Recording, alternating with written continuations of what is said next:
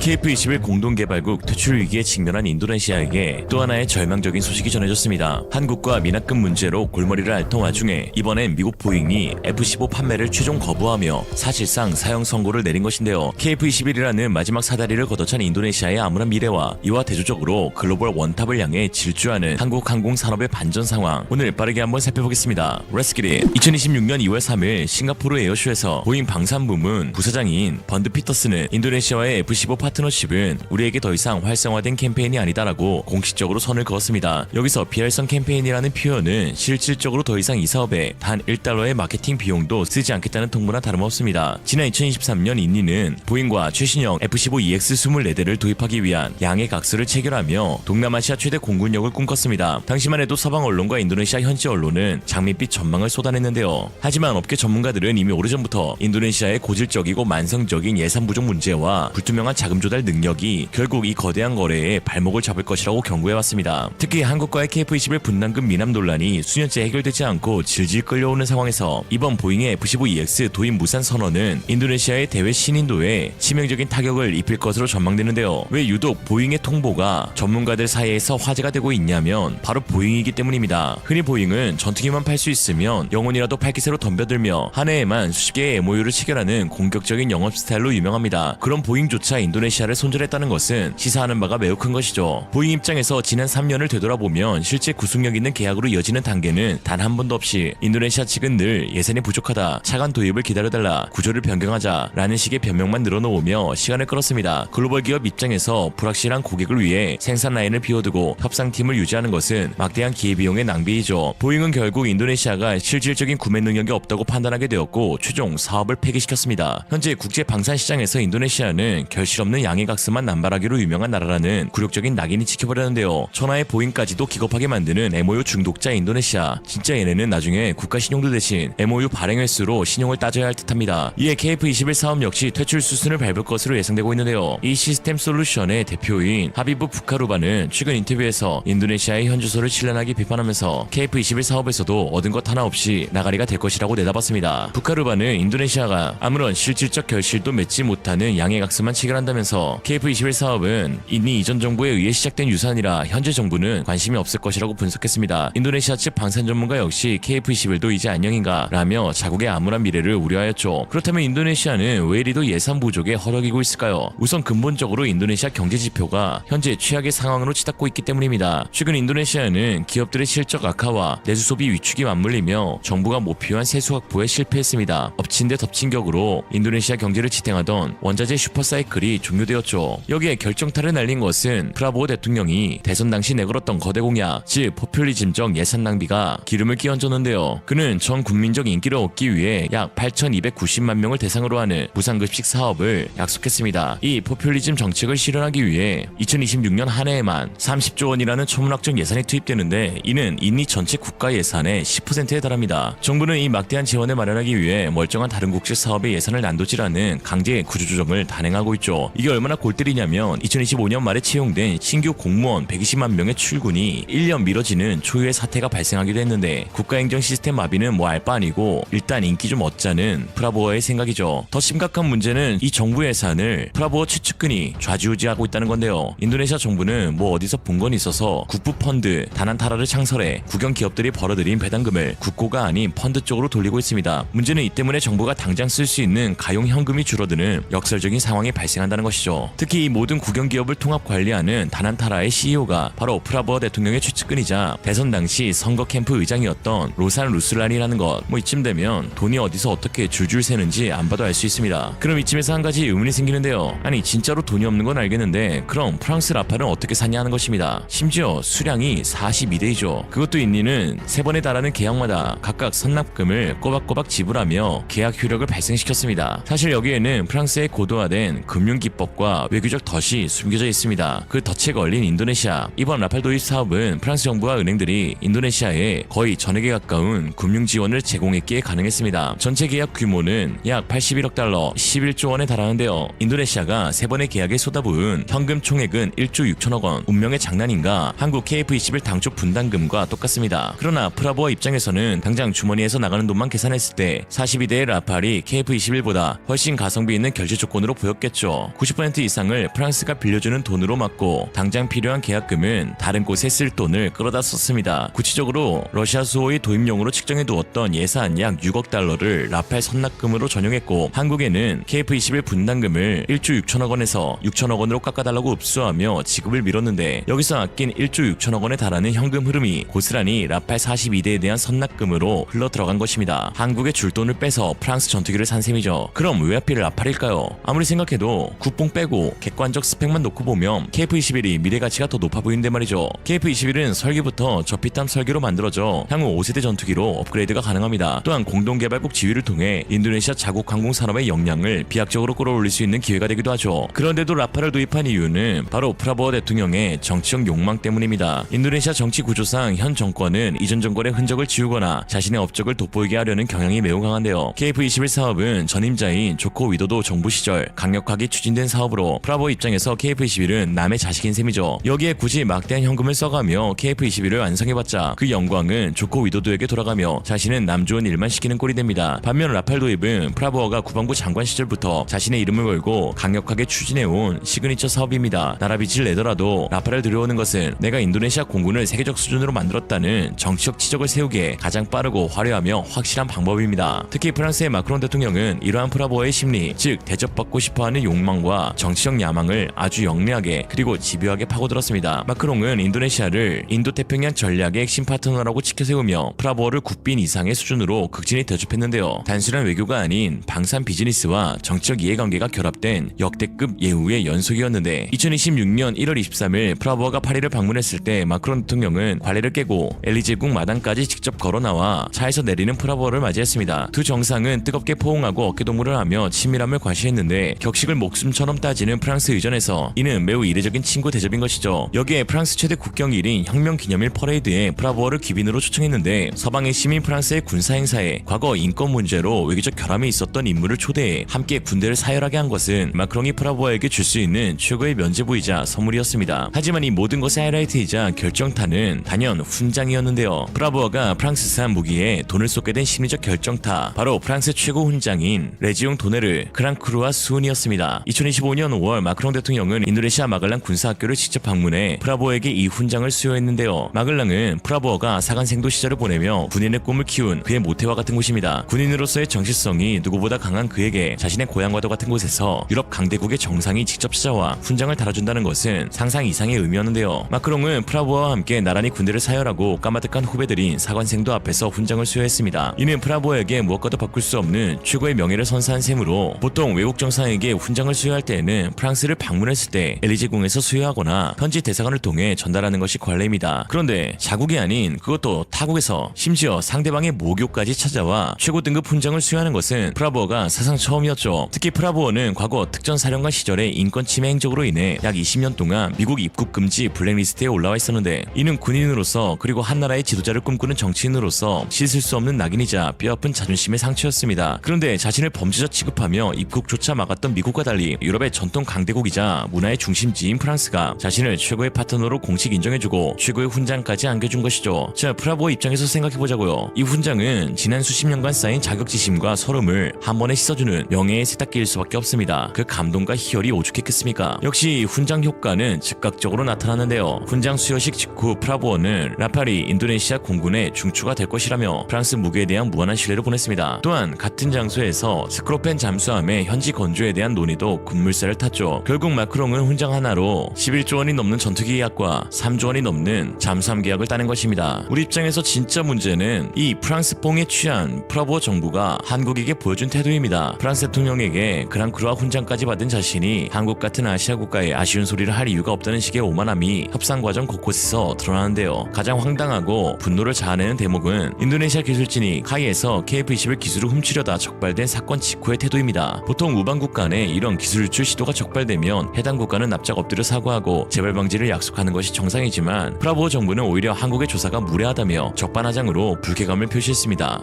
정상 아니죠. 이는 우리에겐 프랑스라는 든든한 대안이 있다. 한국이 기술 공유를 까다롭게 굴거나 우리를 귀찮게 하면 분담금만 깎아버리고 아예 손을 떼겠다라는 식의 배짱 플레이였는데요. 마크롱에게 받은 훈장뽕이 거의 치사랑에 가까운 것이었죠. 그러나 프라보 대통령이 허영심에 덜컥 계약한 라팔은 인도네시아 공군의 미래를 지옥 그 자체로 만들고 있습니다. 프라보 본인에겐 알 바가 아니겠지만요. 라팔 도입을 위한 대출 기간은 무려 30년에 달합니다. 2022년부터 2024년에 걸쳐 차수별로 계약이 발효되었으므로 마지막 상환 시점은 2050년 후반이 될 것인데요. 즉 지금 태어난 인도네시아 아이들이 성인이 되어 경제활동을 하고 세금을 낼 때까지 이 빚을 갚아야 한다는 뜻입니다. 프라보 대통령 임기 중에는 대출 덕분에 돈 한 푼도 안 쓰고 최신 전투기를 들여와 생색을 낼 수 있지만 그가 물러난 뒤 차기 정부들은 매년 수천억에 달하는 원리금 상환과 프랑스의 독점적 부품값을 담당하느라 다른 국방 사업은 엄두도 못 내는 처지가 될 것입니다. 프라보는 또 그걸 가지고 자신의 정치적 무기로 삼을 것이고요. 더욱이 라팔은 전 세계적으로 유지비가 비싸기로 악명 높은 기종입니다. 프랑스의 무기는 호환성이 낮아 볼트 하나, 부품 하나까지 프랑스에서 독점 공급하는데요. 일단 기체를 사고 나면 프랑스가 부르는 게 값이 되는 갑질 구조의 속수무책으로 당해야 합니다. 현재 인도네시아의 바닥난 재정 상태를 고려할 때 비싼 유지비를 감당하지 못해 기껏 들여온 라팔이 하늘을 날지 못하고 경납고에 처박히는 장식용 전투기가 될 가능성이 매우 높은 것이죠. 정작 도입 비용 자체도 미쳤는데요. 대당 5천억이 넘습니다. 인도네시아의 라팔 도입 총 사업비는 약 81억 달러로 알려져 있습니다. 이를 42대로 나누면 대당 약 2,600억 수준인데요. 하지만 여기에 치명적인 함정이 있습니다. 81억 달러는 순수한 기체와 일부 초기 패키지 가격일 뿐 미사일 등 무장체계, 전용 경납고 건설, 조종사 훈련비 등을 합치면 사업비는 천문학적으로 늘어납니다. 대출 비중이 90%에 육박하고 상환 기간이 30년에 달하면 이자 비용만 원금의 50% 이상 붙게 되는데요. 결국 기체값에 무장 인프라 비용 그리고 3년치의 이자를 모두 합산하면 대당 실질 비용은 5천억 원을 가볍게 넘기게 됩니다. 이는 현존 최강의 5세대 스텔스기인 F-35 도입가보다 훨씬 비싼 돈을 주고 4.5세대 기체를 사는 셈이죠. 반면 KF-21은 대당 양산 단가가 800억에서 1000억 수준으로 인도네시아는 자국 항공 산업을 살릴 수 있고 기술 이전까지 받을 수 있는 KF-21에는 돈 없다 비싸다며 깎아달라고 애걸하면서 프랑스에는 대당 5천억 원이 넘는 비용을 30년 할부로 갖다 바치는 비상식적인 선택을 한 것입니다. 그리고 보잉은 인도네시아가 라팔 빚을 갚느라 향후 수십 년간 다른 무기를 살 현금이 전혀 없다는 것을 정확히 간파한 것이죠. 그럼에도 불구하고 일부 인도네시아 네티즌들은 기술 이전을 약속한 프랑스가 어떻게 해서든 안 주려는 한국보다 낫다라며 자유하고 있습니다. 아직 머리가 덜 깨졌는데요. 프랑스는 전 세계 방산 시장에서 기술 이전에 가장 인색하고 까다롭기로 소문난 곳입니다. 오죽하면 유럽 내에서도 약속을 밥 먹듯 어기고 자국 이익만 챙긴다며 프랑스를 일컬어 유럽의 짱깨.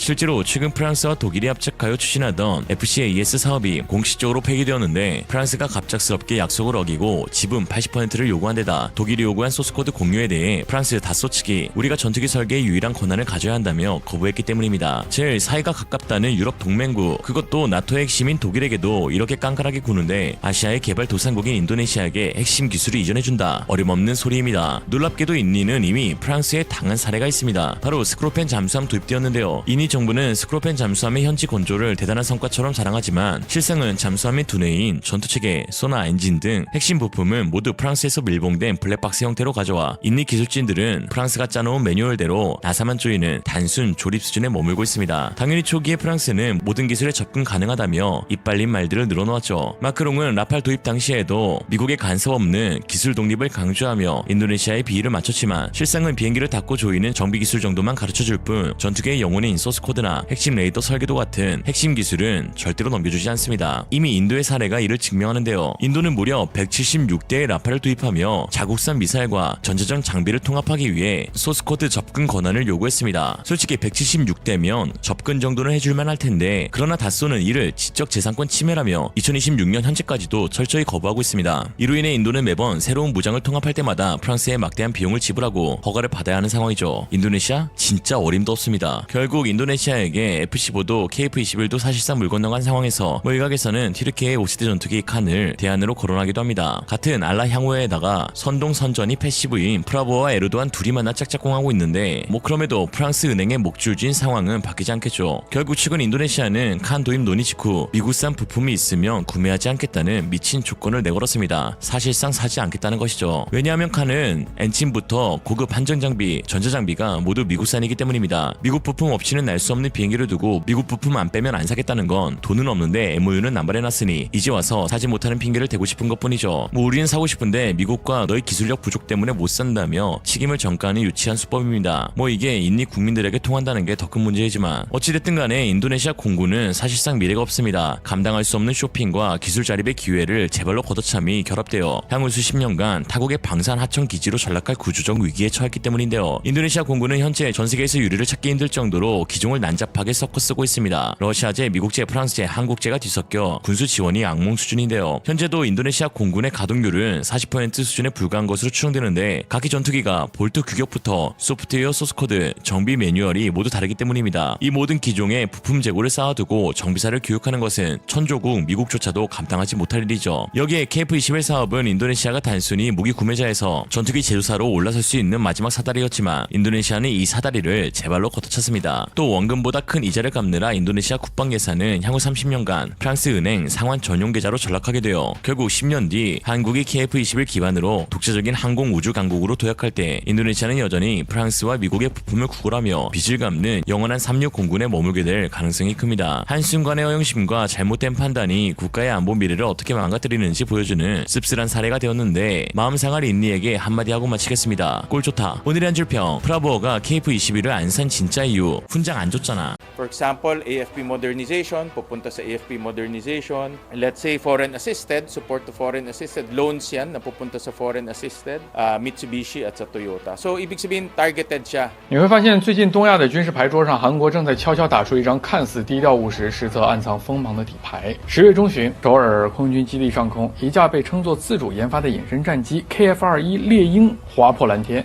台下不只有看热闹的军迷，还有来自菲律宾的军方代表。哎，你没听错，就是那个刚刚在黄岩岛仁爱礁对中国连番挑衅的菲律宾，而韩国正一脸无辜地掏出那张战机推销单。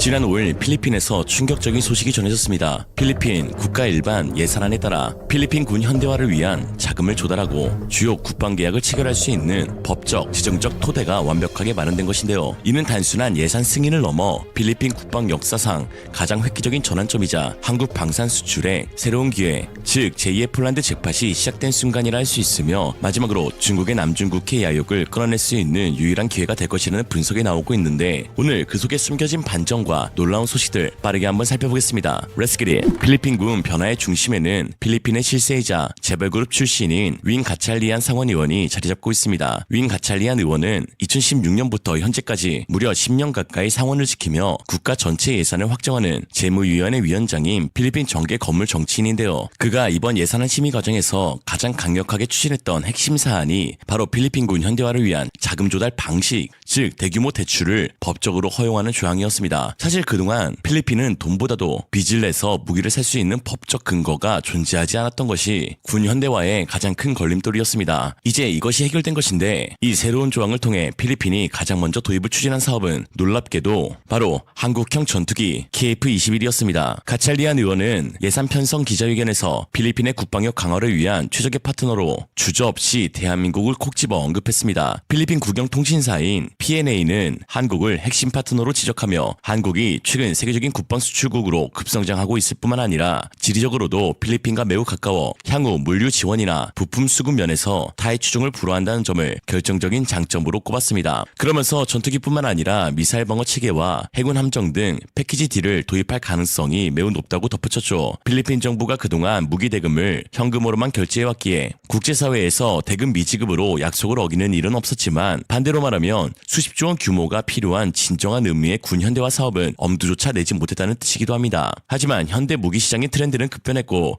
이제 현금만 쥐고 물건을 사러 가는 시대는 지나갔죠. 현재 세계 무기 시장에서 금융 지원, 즉 차관이나 장기 할부, 정부 보증은 판매국이 구매국에 제시해야 하는 거절할 수 없는 대세이자 필수 조건이 되었습니다. 최신형 전투기 한 대의 가격은 수천억에 달하고 여기에 교육 인프라 MRO까지 합치면 한 번의 계약 규모가 수조 원에서 수십조 원을 훌쩍 훌쩍 넘기는 것이 예사죠. 폴란드 사례에서도 알 수 있듯이 무기 도입 계약은 국가 간의 금융 협력이 동반되는 거대한 프로젝트가 되었습니다. 우리나라 역시 이러한 흐름에 발맞춰 한국수출입은행이나 무역보험공사를 통해 구매국의 저금리로 자금을 빌려주는 매력적인 금융 패키지를 무기 판매와 함께 제안하고 있습니다. 아무리 무기의 성능이 뛰어나고 기술이 좋아도 당장 구매할 돈을 마련해주는 금융 솔루션이 없다면 치열한 국제수주 경쟁에서 밀릴 수밖에 없기 때문이죠. 그러나 여기서 끝이라면 사실 별 뉴스거리도 안 될 건데요. 필리핀은 대출을 허용하는 것에서 그치지 않고 기존에 책정되었던 예산 규모를 2배 가까이 늘리는 파격적인 선택을 했습니다. 즉 이번 기회에 한국산 무기를 대규모로 도입하여 국방력을 획기적으로 강화하겠다는 것이죠. 필리핀군 현대화 사업은 이미 500억 페소가 확보된 상태였습니다만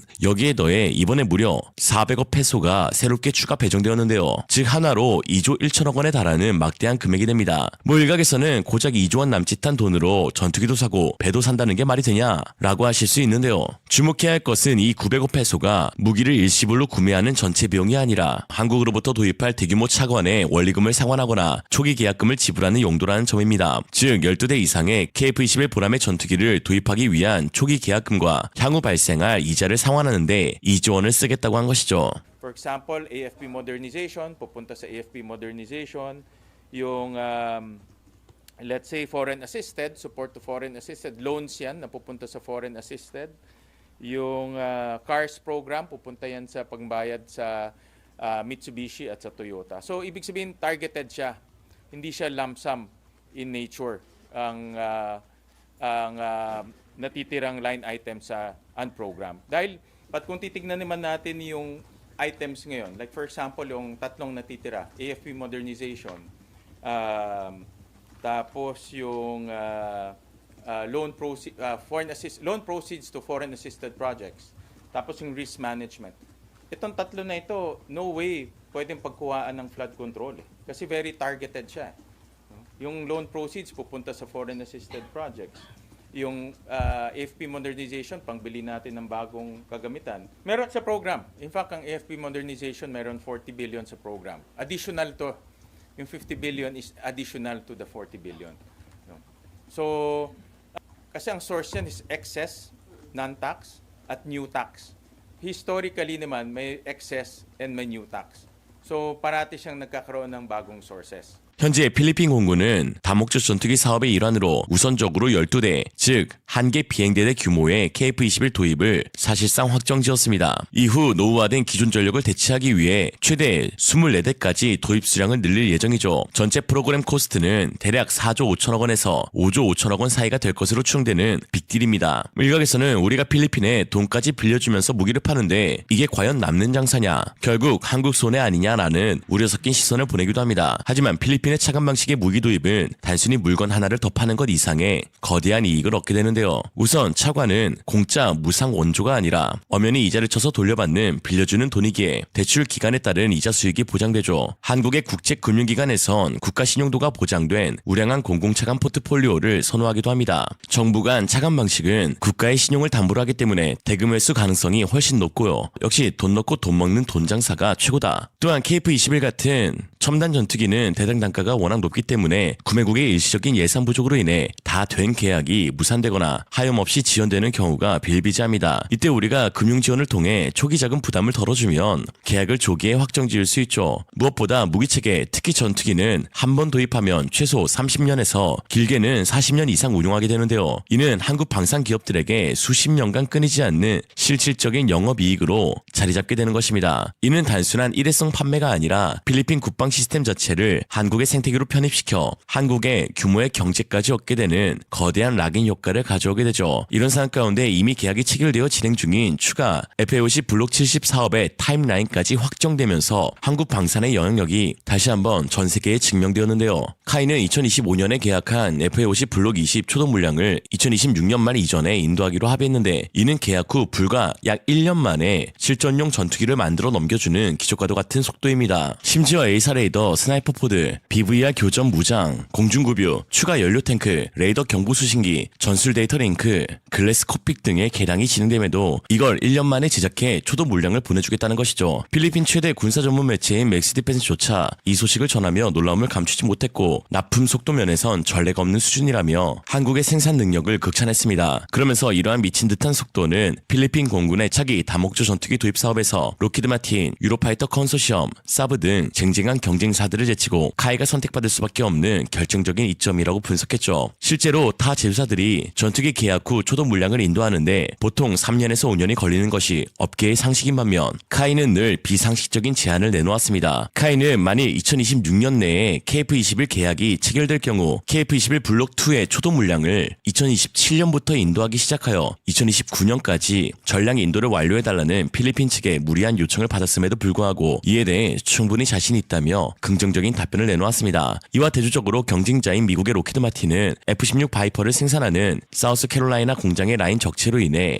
월 4대 정도만 생산할 수 있는 상태인데 여기에 주문까지 밀려있어 인도 시작이 2030년 이후에나 가능합니다. 중요한 건 필리핀군의 전력 공백이 더 이상 방치할 수 없는 임계점에 도달해 있는데요. 현재 필리핀 공군의 주력인 FA-50PH는 훌륭한 경공격기이지만 체급의 한계로 인해 고성능 전투기를 보유한 중국과의 영유권 분쟁에 대응하는 데에는 명백한 한계가 있습니다. 남중국해에서 중국 해경과 해군의 위협이 날로 거세지는 상황에서 필리핀 입장에서는 성능도 성능이지만 무엇보다 당장 내 손에 쥐어줄 수 있는 무기가 가장 절실한 상황이죠. 한국은 미국이나 유럽과 달리 후속 지원과 무장 통합에 있어 상대적으로 까다로운 정치적 조건을 내걸지 않고 매우 협조적인 입장을 보이고 있습니다. 이미 한국산 FA-50을 10년 가까이 성공적으로 운영하며 한국의 무기체계에 익숙해진 필리핀 조종사와 정비사들 입장에서는 한국 시스템을 그대로 이어가는 것이 교육, 훈련 시간 단축 및 정비 효율성 면에서 가장 빠르고 확실한 방법인 것이죠. 특히 일각에서 거론되는 미국 F-35의 필리핀 판매 가능성은 냉정하게 말해 제로에 가깝습니다. 미국은 F-35와 같은 최첨단 5세대 스텔스 전투기를 동맹국에 판매할 때 상상 이상으로 까다로운 보안 기준을 적용하기 때문인데요. 미국 의회와 국무부는 해당 국가가 미국의 핵심 기술을 완벽하게 보호할 수 있는지 친중 성향의 정치 세력에 의한 보안 유출 우려는 없는지를 최우선으로 검토합니다. 필리핀은 과거 두테르테 정권 시절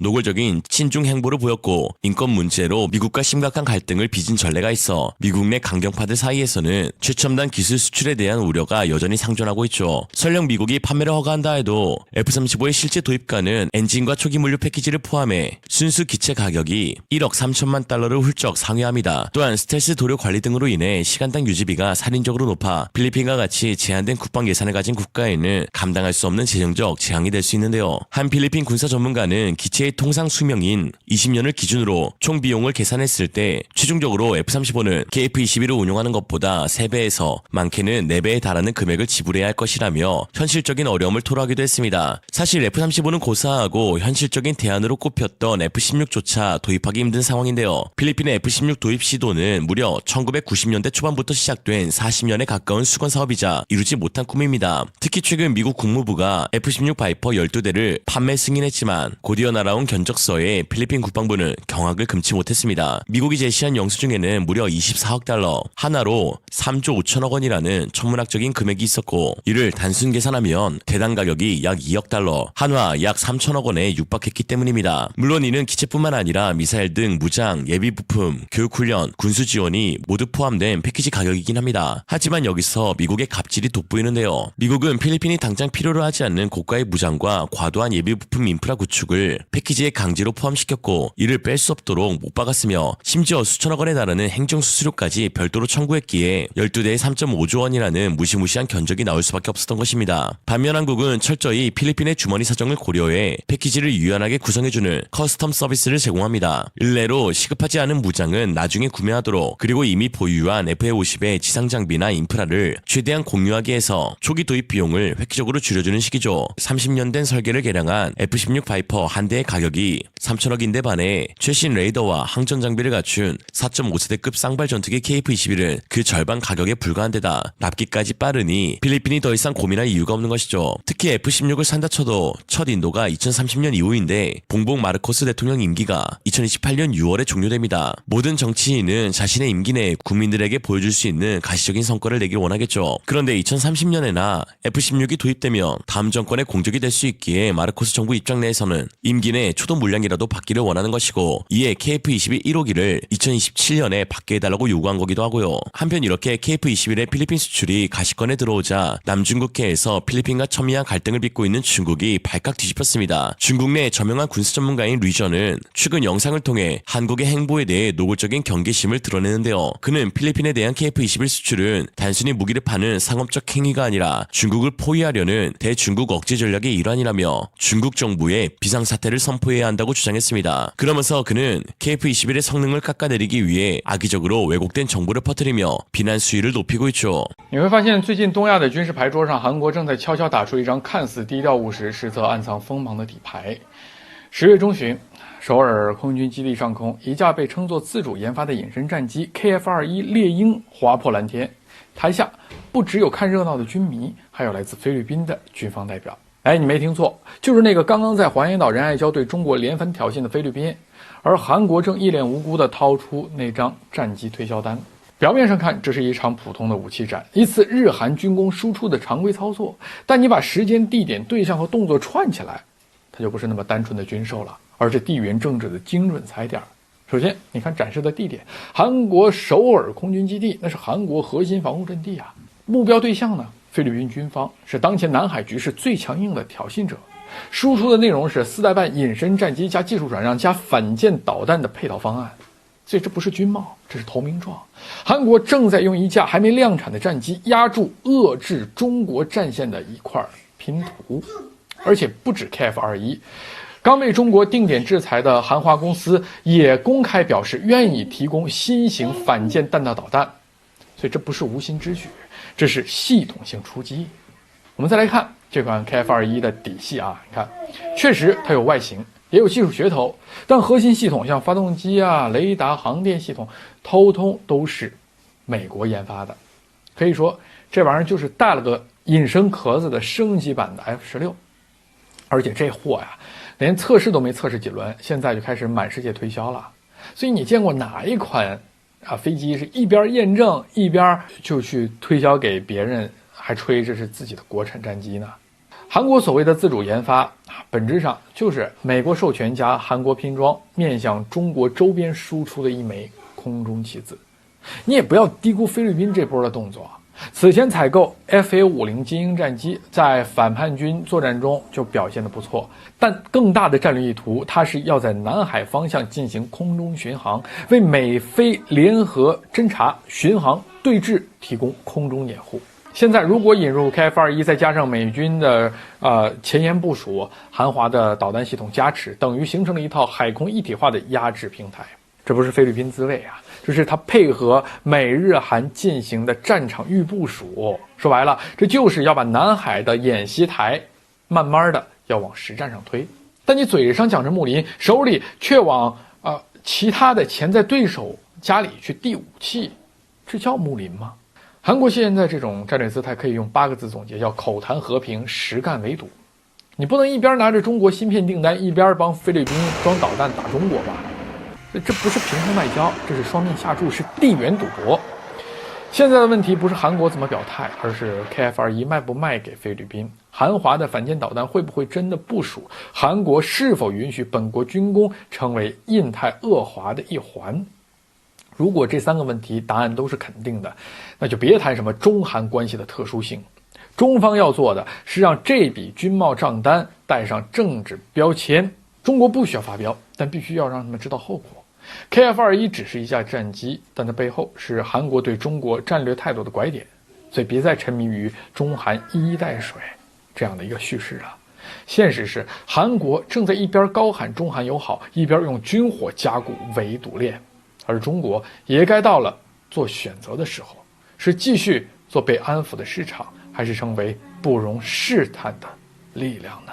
그가 주장하는 내용을 살펴보면 KF-21은 껍데기만 스텔스를 흉내낸 F-16 짝퉁이다 라고 짓거리고 있는데 명백한 구라죠. KF-21은 설계 단계부터 레이더 반사 면적을 최소화한 저피탐 형상을 갖춘 4.7세대 전투기이며 향후 내부 무장창을 장착하여 5세대 스텔스기로 진화할 수 있는 충분한 공간과 확장성을 이미 확보하고 있습니다. 거기다 검증도 안 됐다 했는데 이미 현재 1500회 이상의 고강도 시험 비행을 거치며 무장 분리, 초음속 돌파 등 단계별 검증을 성공적으로 마쳤으며 벌써 양산 단계에 진입하여 한국 공군의 실전 배치를 앞두고 있는 완성도 높은 기체입니다. 한마디로 중국이 중국했다. 한편 서울시 용산구 동자동에 거주 중인 김철근 씨는 이 상황을 두고 다음과 같이 말했습니다. 이게 맞나 틀리나 헷갈릴 땐 중국을 보면 된다. 중국이 비판하면 잘하고 있는 거고 중국이 칭찬하면 잘 못하고 있는 거다. 이생으로 리얼리즘이었습니다. 여러분의 생각은 어떠신가요? 현명하고 지혜로운 여러분의 의견을 지금 댓글에 남겨주세요.